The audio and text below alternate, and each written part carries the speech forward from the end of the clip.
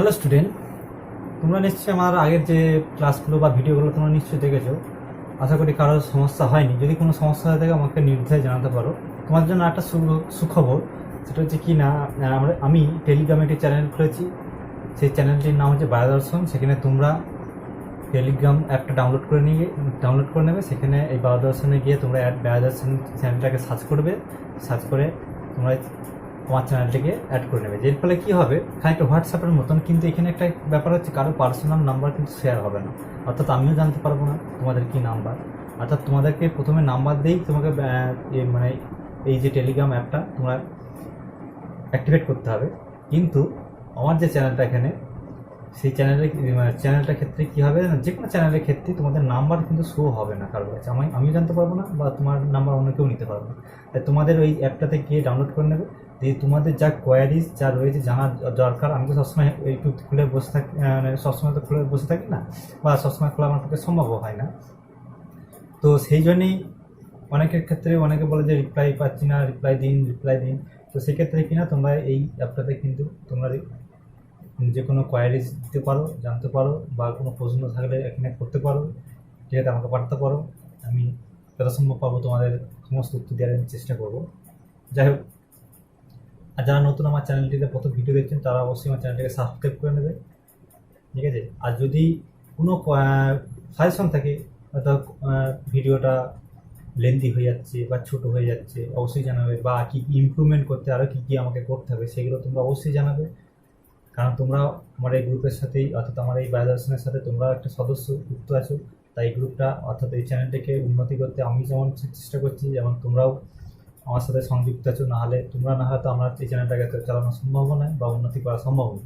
তাই তোমাদের সাজেশন অবশ্যই আমি ওয়েলকাম করছি। তোমরা অবশ্যই সাজেশন আমাকে দেবে।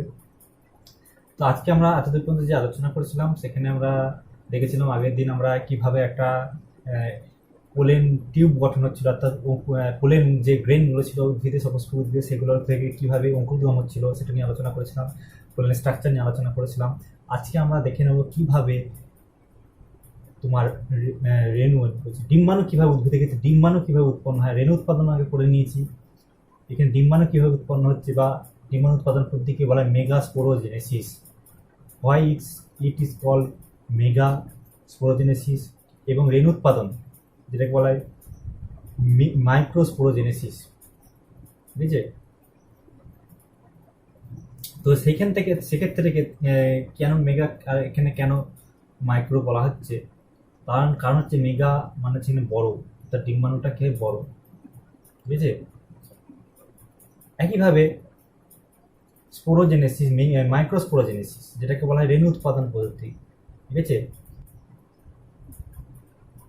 অর্থাৎ রেণু এখানে খুব ক্ষুদ্র হয়, তাই এটা মাইক্রো। ডিম্বাণু বা ডিম্বাণু সবসময় বড় হয়, তাই এটা মেগাস্পোরোজেনেসিস। তো মেগাস্পোরোজেনেসিস ক্ষেত্রে গেলে কি দেখতে হবে, মেগাস্পোরোজেনেসিস মাইক্রোস্পোরোজেনেসিস অনেকটা সিমিলার, কিন্তু কিছু বেসিক পার্থক্য আছে, সেটা নিয়ে আজকে আলোচনা করবো, ঠিক আছে। দেখো, এখানে ভ্রূণ পোষক কলা, প্রত্যেকটা ডিম্বাণু যেখান থেকে উৎপন্ন হচ্ছে সেখানে কিছু ভ্রূণ পোষক কলা থাকে। সেই ভ্রূণ পোষক কলার কিছু কোষ কি থাকে না, কোনো সাইটোপ্লাজম পরিপূর্ণ থাকে, ঠিক আছে। ভ্রূণ পোষক প্রথমে একটি ডিম্বাণু উৎপাদন পদ্ধতি।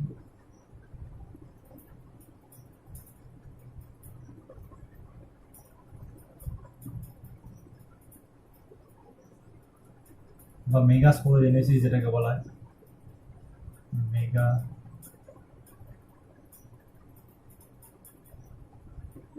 ঠিক আছে। তো কি হচ্ছে দেখো, এখানে ভ্রূণ পোষক কলা যেটা রয়েছে, সেই ভ্রূণ পোষক কলার কিছু কোষ থাকে যেগুলো নিউক্লিয়াস সুস্পষ্ট, অর্থাৎ সেখানকার নিউক্লিয়াসটা এই এক ধরনের কোষ থাকে যার নিউক্লিয়াসটা সুস্পষ্ট এবং সাইটোপ্লাজম পরিপূর্ণ, যাদের বলা হয় আর্কিওস্পোরিয়াল কোষ, ঠিক আছে। আর্কিওস্পোরিয়াল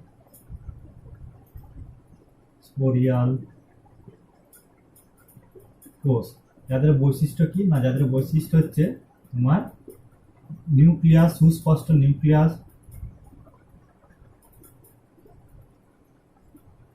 ও সাইটোপ্লাজম পরিপূর্ণ, ঠিক আছে।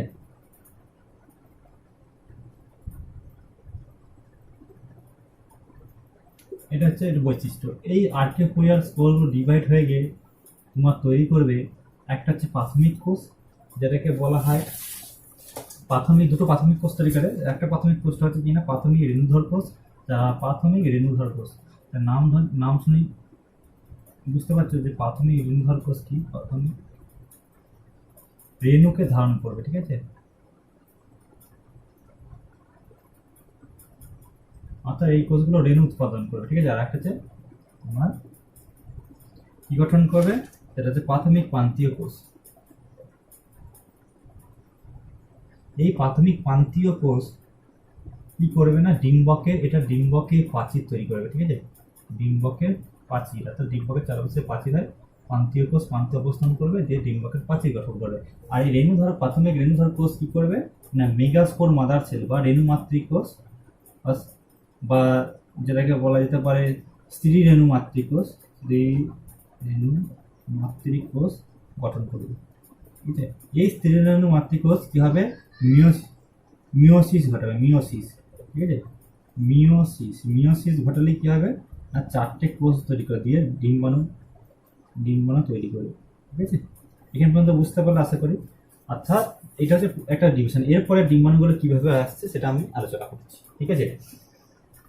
তাহলে কি হলো, প্রথমে হচ্ছে এই ঘনকোষক কলা আর্কিওপোডিয়াল কোষ থেকে, যার নিউক্লিয়াস সুস্পষ্ট সাইটোপ্লাজম, সেগুলি ডিভাইড হয়ে গিয়ে দুটো কোষ উৎপন্ন করবে। একটা প্রাথমিক রেণুধর কোষ, আর হচ্ছে প্রাথমিক প্রান্তীয় কোষ। প্রান্তীয় কোষগুলো কি করবে না, তোমার ডিম্বকের যে প্রাচীর রয়েছে বা ডিম্বাণুর যে প্রাচীর রয়েছে সেই প্রাচীরগুলো গঠন করবে ডিম্বকের।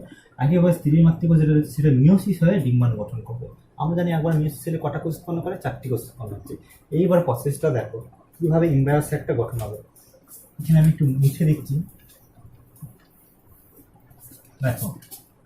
একবার এই যে ডিম্বাণু যখন মিওসিস হচ্ছে, সেই মিওসিস হলে কি হবে না, 4টে কোষ উৎপন্ন হবে। 4টে কোষের মধ্যে, ঠিক আছে, 3টি কোষ নষ্ট হয়ে যাবে, অর্থাৎ ডিজেনারেটেড বা ডিগ্রেডেড হয়ে যাবে। আর একটি কোষ কি হবে, স্পষ্ট থাকবে, যার নিউক্লিয়াস কি হবে, হ্যাপ্লয়েড প্রকৃতি, ঠিক আছে। অর্থাৎ 4টি কোষ কি হচ্ছে, নষ্ট হয়ে যাচ্ছে, এগুলো নষ্ট হয়ে যাবে আস্তে আস্তে। আর একটি কোষ কি থাকবে না, সক্রিয় থাকবে, যেটাই আবার পরবর্তীকালে এই কোষটা মাইটোটিক্যালি ডিভাইড করবে, অর্থাৎ নিউক্লিয়াসটা মাইটোসিস কোষ বিভাজন ঘটাবে, যার ফলে কি হবে, এরকম দুটো নিউক্লিয়াস উৎপন্ন করবে, ঠিক আছে, দুটো নিউক্লিয়াস। তো এই ধরনের স্টেজকে বলছে ডায়াড, ঠিক আছে, ডায়াড। অর্থাৎ দুটো নিউক্লিয়াস উৎপন্ন করছে। এই নিউক্লিয়াসের প্রকৃতি কি হবে, হ্যাপ্লয়েড, অর্থাৎ এন সংখ্যক ক্রোমোজোম বিশিষ্ট। কিভাবে কি প্রসেসে ডিভিশন করবে, মাইটোসিস প্রসেসে, ঠিক আছে। নেক্সট আবার এইটা আবার এটা মাইটোসিস করে হলো, মাইটোসিস, এটাও মাইটোসিস হবে, ঠিক আছে। যে কটা কোষ উৎপন্ন করবে ভেতরে, হ্যাপ্লয়েডে একবার ডিভিশন হলে দুটো হয়, দুটো ডিভিশন হলে কটা উৎপন্ন করবে, 4টে। এই ধরনেরকে বলবো টেট্রাড। টেট্রা মানে 4 আর টেট্রা মানে 4। পরবর্তীকালে এই টেট্রাটা আবার মাইটোসিস কোষ বিভাজন ঘটাবে, যে কি উৎপন্ন করবে, 8টা কোষ বিশিষ্ট, ঠিক আছে। অর্থাৎ 8টা কোষ বিশিষ্ট একটা অবস্থান সৃষ্টি করবে, ঠিক আছে।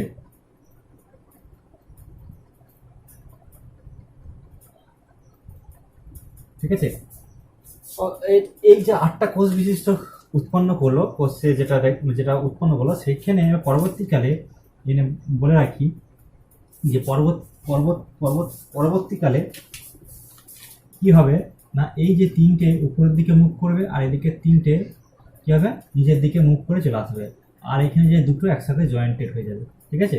অর্থাৎ তাহলে কি হচ্ছে ব্যাপারটা, ছবিটা কেমন হচ্ছে,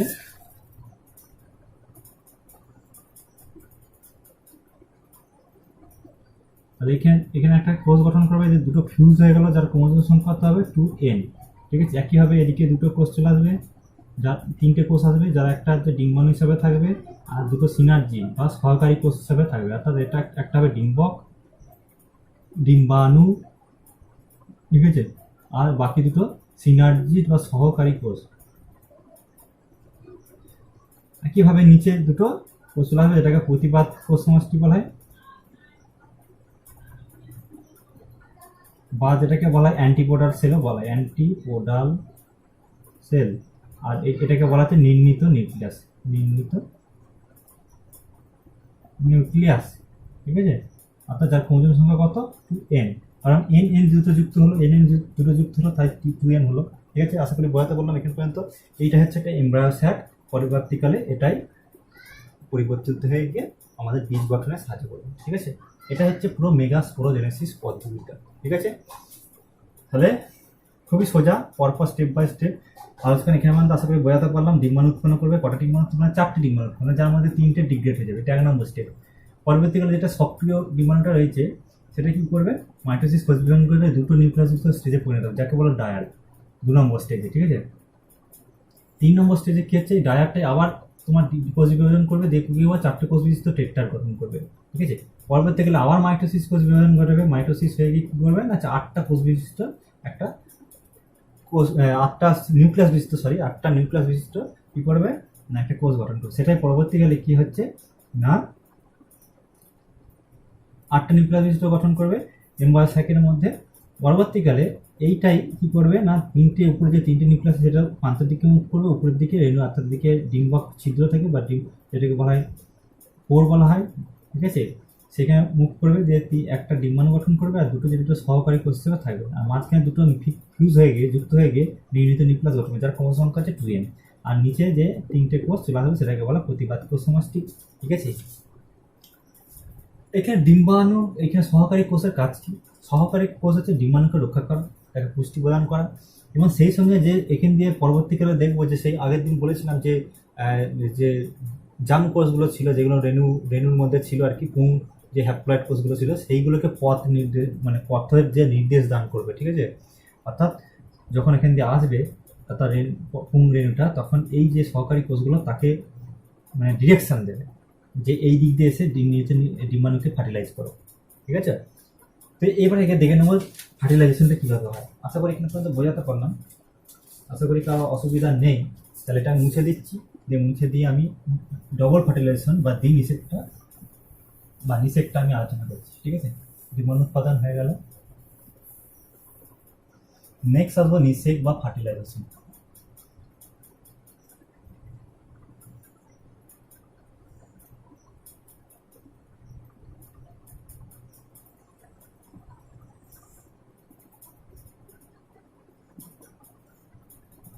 ঠিক আছে, দেখ এখানে কিভাবে হচ্ছে।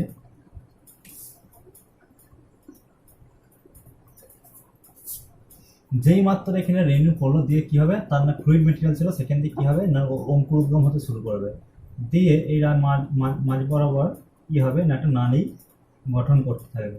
কি নালী গঠন করবে? যেটা বলেছিলাম ভেজিটেটিভ কোষ থাকে, আর তার সাথে সাথে একটা তোমার জাম কোষ থাকে। কমেন্ট করবে যার মধ্যে কি থাকে, এটা ভেজিটেটিভ কোষ থাকে, আর ভেতরে দুটো পুংরেণু কোষ থাকে। ভেতরে এখানে আমরা ছবিটা আঁকি, এরকমভাবে অ্যান্টিবোডাল কোষগুলো থাকবে, এখানে ডিম্বাণুটা থাকবে, এখানে নিউক্লিয়াস থাকবে, ঠিক আছে। 2n সংখ্যা পড়বে দিয়ে এটা যখনই এখানে আসবে, মানে এখানে তোমার রেণু যখন ডিম্বক রন্ধ্রে চলে আসবে, ঠিক আছে, ডিম্বক রন্ধ্রটা কে ডিরেকশন করবে না এই সিনার্জি বা তোমার সহকারী কোষগুলো যেই চলে আসবে, দিয়ে কী করবে না এই ভেজিটেটিভ সেলটা নষ্ট হয়ে যাবে, ঠিক আছে। সেই সঙ্গে কী হবে, এটা কোষ বিভাজন ঘটিয়ে দুটো আলাদা সেল তোমার সেল গঠন করবে, দিয়ে একটি কী করবে ভেতরে প্রবেশ করার পরই একটা ডিম্বাণুকে ফার্টিলাইজ করবে, অপরটা কি এসে তোমার নির্মিত নিউক্লিয়াসকে ফার্টিলাইজ করবে। আর নির্মিত নিউক্লিয়াসের ক্রোমোজোম সংখ্যা ছিল, নির্মিত নিউক্লিয়াসের ক্রোমোজোম সংখ্যা হলো কত? 2n। তাহলে আরেকটা হ্যাপ্লয়েড এনে যুক্ত হলো, তাহলে কটা হলো? 3n, ঠিক আছে। একইভাবে ডিম্বাণু ক্রোমোজোম সংখ্যা ছিল কত না n, একসাথে পুংরেণু এসে যুক্ত হলো, গঠন ঘটে গেলো, কত হলো ক্রোমোজোম সংখ্যা? 2n, ঠিক আছে। অর্থাৎ নির্মিত নিউক্লিয়াসের ক্রোমোজোম সংখ্যা 2n ছিল, যুক্ত হয়ে কি গঠন? 3n হচ্ছে কি গঠন করলো? নির্মিত নিউক্লিয়াস হ্যাপ্লয়েড পুংরেণুর সাথে যুক্ত হয়ে সোশ্যাল নিউক্লিয়াস গঠন করলো, সোশ্যাল নিউক্লিয়াস গঠন করলো। আর একইভাবে ডিম্বাণু হ্যাপ্লয়েড পুংরেণুর সাথে যুক্ত হয়ে এটা জাইগোট গঠন করবে। এই জাইগোটটা থেকে পরবর্তীকালে ভ্রূণ উৎপন্ন করবে, ঠিক আছে। ভ্রূণ উৎপন্ন করবে, তার নির্মিত নিউক্লিয়াসের কাজ করে 3n হয়ে বসে রইল। ওর কাজ হচ্ছে না খাদ্যবস্তুর মধ্যে স্টোর করা থাকে, যা পরবর্তীকালে এই ভ্রূণ ডেভেলপ হতে ওখান থেকে এনার্জি সাপ্লাই দেয়, ঠিক আছে।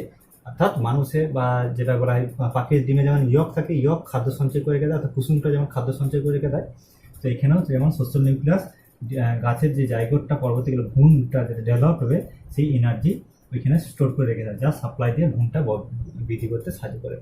ঠিক আছে, আশা করি এখানে পর্যন্ত সবাই বুঝতে পারলে। যদি কোনো বুঝতে না পারা থাকো, অসুবিধা হয়ে থাকে আমাকে বলবে, আমি তোমাদের আবার বলে দেবো। ঠিক আছে, এবার দেখো, এই যে বললাম না এখানে ডিম্বাক রন্ধ্র দিয়ে প্রবেশ করছেন পুংরেণুটা। ঠিক আছে, তো কিছু কিছু ক্ষেত্রে ডিম্বাক রন্ধ্র দিয়ে যদি প্রবেশ করে যদি ফার্টিলাইজেশন করে, সেক্ষেত্রে সেই পদ্ধতিটার নামে পৌরোগ্যামি। ডিম্বাক পৌর মানে ছিদ্র, পৌরোগ্যামি। ঠিক আছে, অর্থাৎ যখন ডিম্বাক রন্ধ্র দিয়ে রেণুগুলো যখন এই পুংরেণুগুলো যখন প্রবেশ করছে, তখন সেই ধরনের নিষেক প্রক্রিয়াকে বলছে পৌরোগ্যামি। যদি এই পাশ দিয়ে যদি ঢোকে, অর্থাৎ ডিম্বক এই যে তোমার পুংরেণুগুলো যখন এরমভাবে এদিক দিয়ে এসে যদি এরম পাশ দিয়ে ঢোকে, যে ফার্টিলাইজ করে, সেটাকে বলো মেসোগ্যামি। ঠিক আছে, এবার বলে রাখি এই যে এমব্রায়োস একটা এইখানে এই যে অঞ্চলটা যেখানের সাথে যুক্ত আছে, এইখানটা বলে চ্যালাজা। যদি রেণুটা যদি এদিক দিয়ে এসে এরমভাবে ঢোকে, ঠিক আছে, সেটাকে বলবো আমরা চ্যালোগামী। এই 3 প্রকার উপায়ে বা পদ্ধতিতে কী হয়, ডিম্বাণু ডিম্বাশয়ের মধ্যে প্রবেশ করে। ঠিক আছে, আশা করি বোঝাতে পারলাম। এই 3টে পয়েন্ট খুব গুরুত্বপূর্ণ, পুরোগামী, মেসোগামী, চ্যালোগামী। ঠিক আছে, চ্যালোজা দিয়ে প্রবেশ করলে চ্যালোগামী, ডিম্বক রন্ধ্র দিয়ে প্রবেশ করলে পুরোগামী, রন্ধ্র মানে পোর, আর যদি মাঝখান দিয়ে প্রবেশ করে তাহলে হয়ে যাবে কিনা মেসোগামী। ঠিক আছে, মাঝখান মেসোগামী, ব্যাস এখানে পর্যন্ত। এবার বলে রাখি, এবার কয়েকটা জিনিস তোমাদের মনে রাখতে হবে। আশা করি এখানে বোঝা গেল, মুছে দিচ্ছি।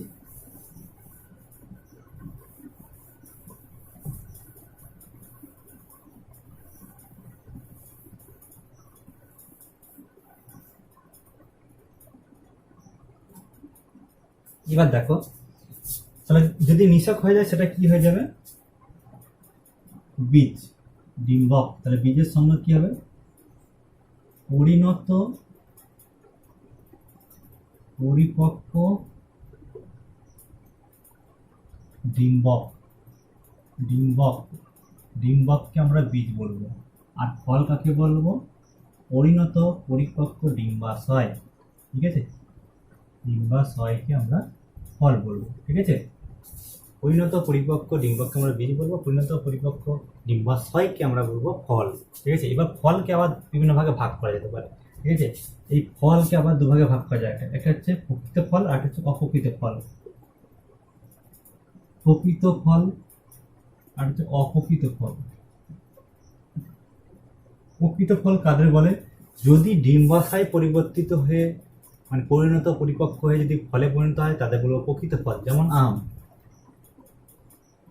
ঠিক আছে, একইভাবে যদি ডিম্বাশয় ছাড়া যদি অন্য কোনো অংশ, ঠিক আছে, পুষ্পাক্ষ বা অন্য কোনো অংশ যদি পরিবর্তিত হয়ে ফলে পরিণত হয়, তাদেরকে বলবো আমরা অপ্রকৃত ফল। যার উদাহরণ কি হবে, আপেল। আপেলের পুষ্পাক্ষটা, অর্থাৎ যার উপর পুষ্পটা ধরে থাকে, সেটাকে বলা পুষ্পাক্ষ, পুষ্পের যে অক্ষ, এই পুষ্পাক্ষটা পরিবর্তিত হয়ে কিসে পরিণত হয়, আপেলে পরিণত হয় বা ফলে পরিণত হয়। সেক্ষেত্রে ওই ধরনের ফলগুলোকে বলবো অপ্রকৃত ফল।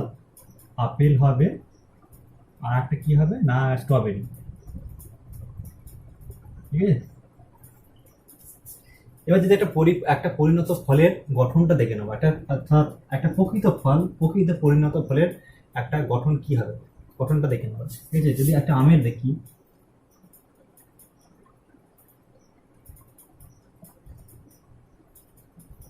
ঠিক আছে, একটা যদি আমের ক্ষেত্রে দেখি, সেক্ষেত্রে কি হবে না, আমের একদম বাইরের দিকে থাকে বহিঃস্থক। ঠিক আছে, ভেতরে কি থাকে না, ভেতরে আঁটি থাকে। ঠিক আছে, আঁটির যে আবরণটা, অর্থাৎ যেটা আমরা খাই না, ফেলে দিচ্ছি, যে একটা শক্ত মতন কাঠের মতো আবরণ থাকে, সেটাকে বলা হয় অন্তঃত্বক।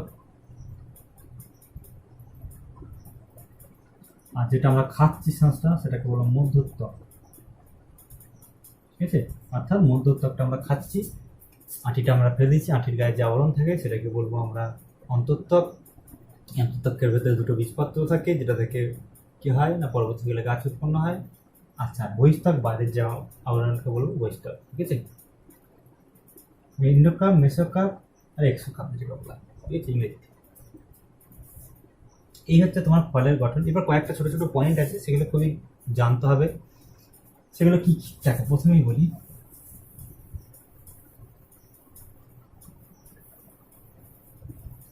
এই পরপর এই যে চারটে পয়েন্ট বলছি, চারটে পয়েন্ট খুব খুব গুরুত্বপূর্ণ। এই চারটের মধ্যে থেকে একটা না একটা কোশ্চেন আসবেই পরীক্ষায়, ঠিক আছে? টেস্টেই হোক আর ফাইনালি হোক, সেই চারটে চারটে উপাদান মানে পয়েন্টগুলো কী কী বা চারটে তোমাদের সংজ্ঞাগুলো যেমন থাকতে তার সাথে এক্সাম্পল জানতে হবে, ঠিক আছে?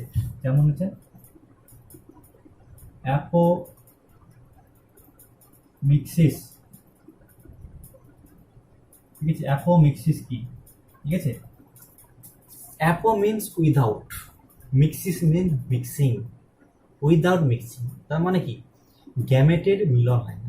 অর্থাৎ উদ্ভিদের ক্ষেত্রে যখন নিষেক ছাড়াই কোনো স্পোরোফাইট অর্থাৎ কোনো স্পোর, বিশেষ করে মেগাস্পোর যখন কি হচ্ছে না পরিণত উদ্ভিদের সৃষ্টি হচ্ছে বা বীজে পরিণত হচ্ছে, সেক্ষেত্রে তাকে বলবো আমরা অ্যাপোমিক্সিস। সংজ্ঞাটা কি হবে, যে প্রক্রিয়ায় নিষেক ছাড়াই কোনো স্পোরোফাইট যৌন, অযৌন বা অঙ্গজননের মাধ্যমে পরিণত উদ্ভিদ বীজে পরিণত হয়, তারপরে উদ্ভিদে পরিণত হয়, তাকেই বলবো আমরা অ্যাপোমিক্সিস। অর্থাৎ সোজা কথায় হচ্ছে যে নিষেক ছাড়াই যখন উদ্ভিদ পরিণত উদ্ভিদে পরিণত হচ্ছে, তাকেই বলবো আমরা অ্যাপোমিক্সিস, ঠিক আছে? অ্যাপো মানে উইদাউট, মিক্সিস মানে মিক্সিং, গ্যামেটের মিক্সিং হয় না, ঠিক আছে?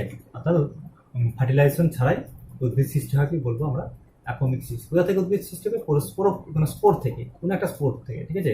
বিশেষ করে মেগাস্পোরই ধরে নিলাম, ঠিক আছে? তাহলে এখানে তো হ্যাপ্লয়েড, তাহলে এখানে তো গাছটা তো হ্যাপ্লয়েড হওয়ার কথা, ঠিক আছে? কেন, তাহলে কেন হয় না, ঠিক আছে? তোমাদের মধ্যে কোশ্চেন জানবে কেন হয় না,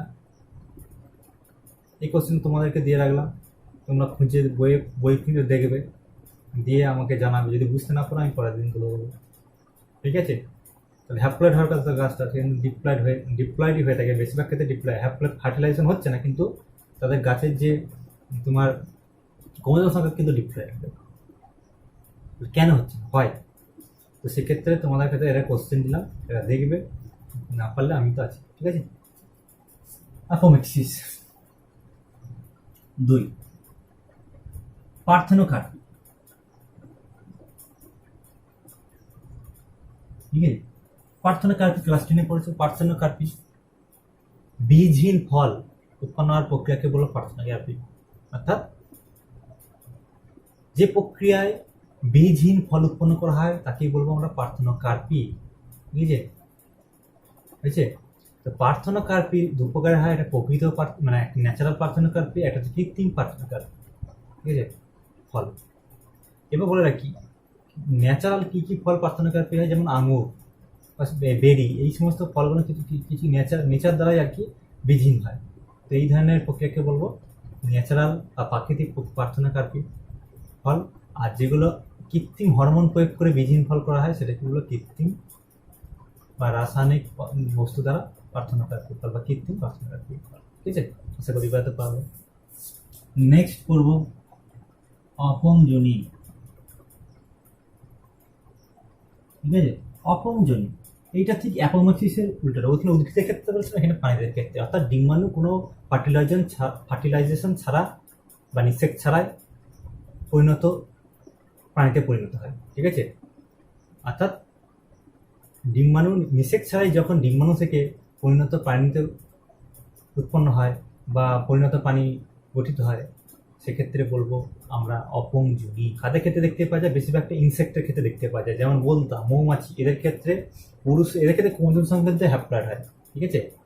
অর্থাৎ এদের যেমন তোমার মৌমাছি, পুরুষ মৌমাছির ক্ষেত্রে ক্রোমোজোম সংখ্যা হয় হ্যাপ্লয়েড, অর্থাৎ এন সংখ্যক ক্রোমোজোম থাকে, কিন্তু স্ত্রীদের ক্ষেত্রে ডিপ্লয়েড হয়, অর্থাৎ 2n সংখ্যক ক্রোমোজোম থাকে, ঠিক আছে? তাহলে কাজের ক্ষেত্রে দেখতে পাবে, বেশিরভাগ ইনসেক্টের ক্ষেত্রে, যেমন মৌমাছি,